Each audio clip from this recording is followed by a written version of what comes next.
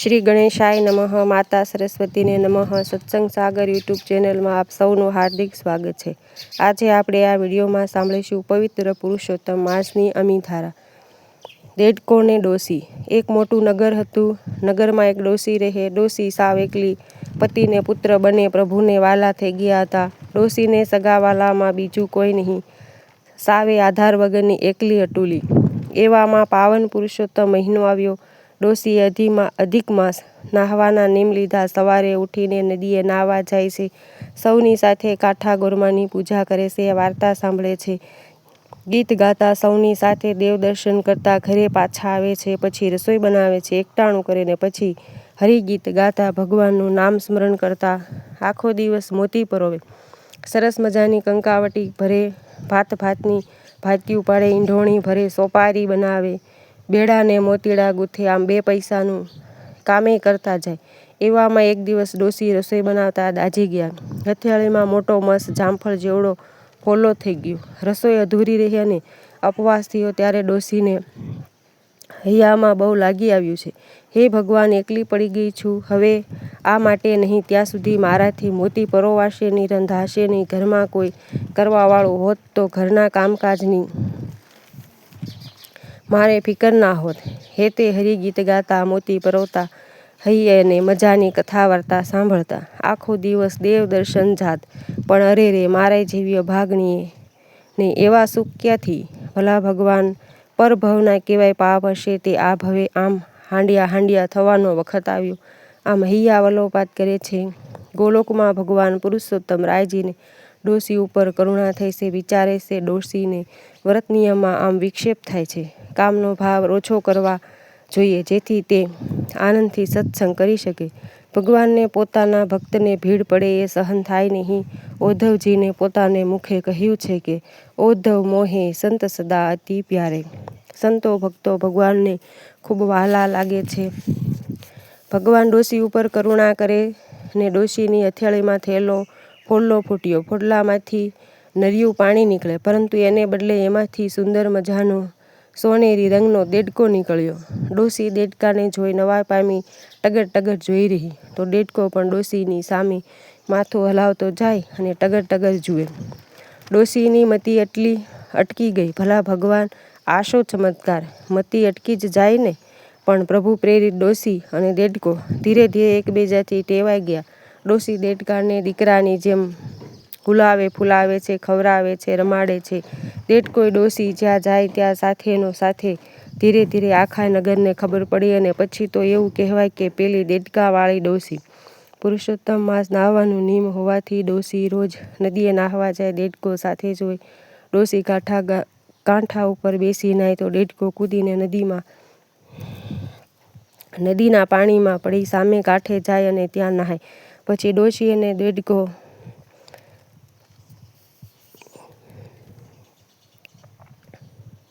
ઘરે આવે. આમ રોજ ચાલે. હવે થયું એવું કે નદીના કાંઠે જ્યાં દેડકો નહાય ત્યાં જ રાજાનો મહેલ હતો. એક દિવસ આ વાત રાજાની કુંવરી મહેલના ઝરૂખે ઊભી હતી. તેની નજરે નદીમાં નહાતા એક રૂપના અંબારસમાં સુંદર પુરુષને જોયો. જોતાની સાથે જ કુંવરી આ સુંદર અને ક્રાંતિવાન પુરુષ ઉપર મોહી પડી છે. એ જોતી જ રહી. ત્યાં પેલો પુરુષ નદીમાંથી બહાર આવીને દેડકાનું રૂપ લઈ પાછો નદી વાટે પેલા ડોસી પાસે ચાલ્યો ગયો. આવું જોઈને કુંવરીને નવાઈ લાગી અને થયું નક્કી કાંઈ રહસ્ય છે, નહીંતર આમ આવો સુંદર પુરુષ દેડકો થાય નહીં. કોઈ દેવાંશી જ હોવો જોઈએ. આમ કુંવરીને નિયમ જેવું થઈ ગયું. રોજ સવારે ઝરૂખે રહે પેલા દેવાંશી પુરુષને દેડકામાંથી પુરુષને પછી પાછો દેડકો થાય એ જુએ. જેમ જેમ દિવસો થતા ગયા તેમ તેમ કુંવરીનો નિર્ણય દઢ થતો ગયો.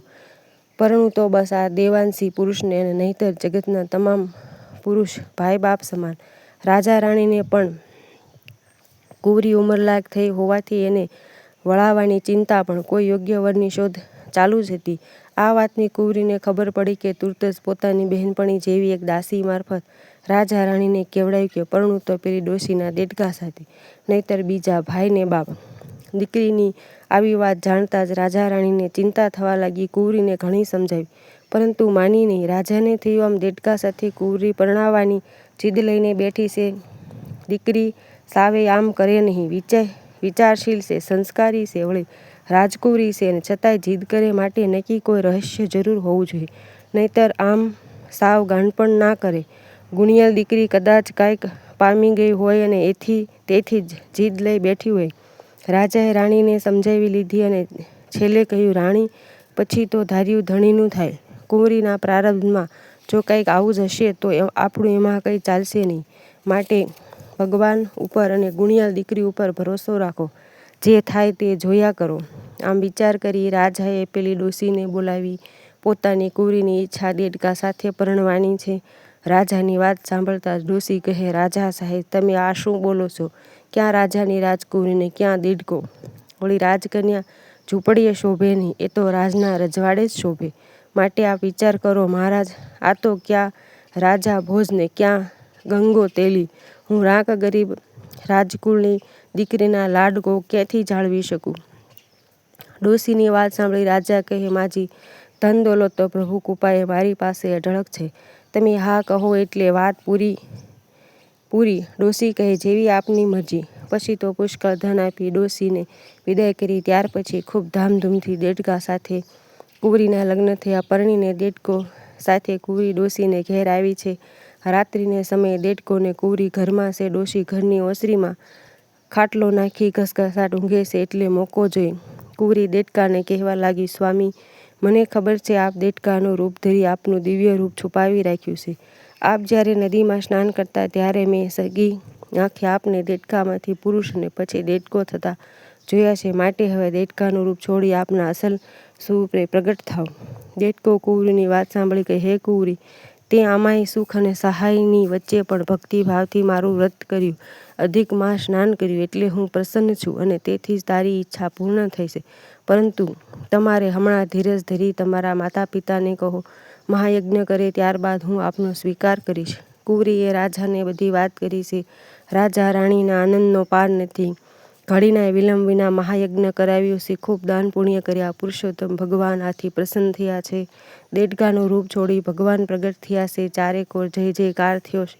આકાશમાંથી પુષ્પોની વૃષ્ટિ થઈ છે. જય હો, જય હો, જય હો, જય જયકાર થયો.